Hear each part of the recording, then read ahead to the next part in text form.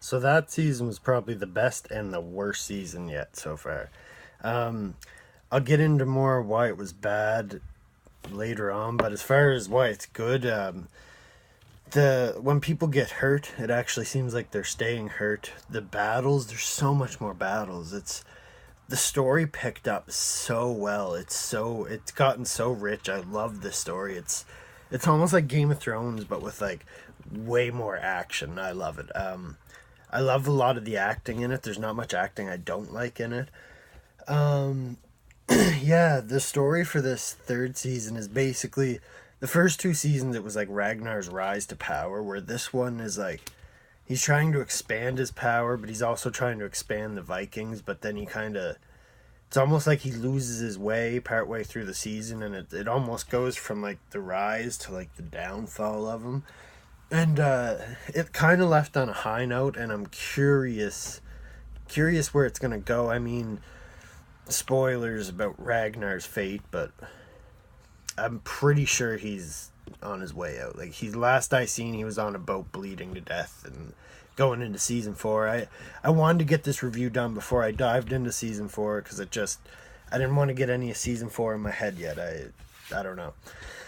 Probably makes sense, but anyway, I can't wait for season four, and I really like Floki in this season. I loved and Rolo. Rolo's awesome. They attack Paris. Basically, that's the main arc of this season is they're attacking Paris. I mean, you don't really understand what the arc is until about 6 or 7 episodes in. And you're like, okay, they want Paris, but the war for Paris, man, it's like battle after battle after battle, and I love it. I love the season. But as far as why the season's bad is obviously there's gonna be a couple spoilers here, but during was it the first I think the first attack, maybe the second attack on Paris, Ragnar's up on the castle wall and he like the queen looks at him and he's obviously getting his butt kicked, like his army's losing, and he just looks at the queen, goes and then throws himself off the side of like the big castle wall. He clips the pole, falls down, clips something else, and then I think that is what's leading to his death. I mean, someone may kill him in season four. I'm gonna find out soon. But yeah, like that's just I hate it, and I hated how Athelstan died. Which is also him dying is what caused Ragnar to go on this suicide mission, basically. And it all boils down to fucking Floki. Floki fucking killed Athelstan, and then Ragnar knew it, and he told, like, that's the last thing he says. He's like, "You killed Athelstan," and then it ends. It's like, what?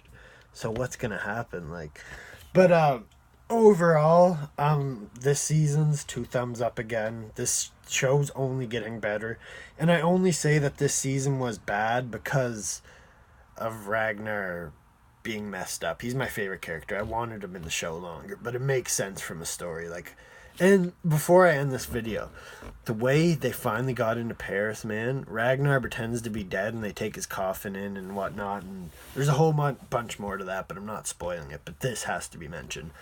But they take his coffin in, there's like six Vikings in there with the coffin, and they're like, the people of Paris are doing their thing before they bury him because that's what he wanted before he died. And you actually believe he's dead. Like I thought he was dead because like Rolo, his son, like Lagatha,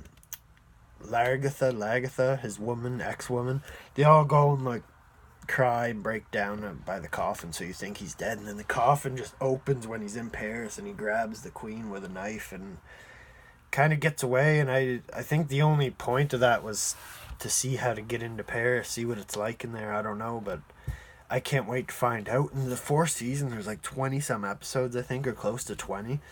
That's nuts. Like, these been 10 episode seasons, and now we're gonna get 20 episodes. So my review for the next one's probably not gonna come out soon, but whenever I finish it, maybe I might do like a mid-season review, but I'm probably gonna try and veer away from that and just go for a full season review. But yeah, thumbs up.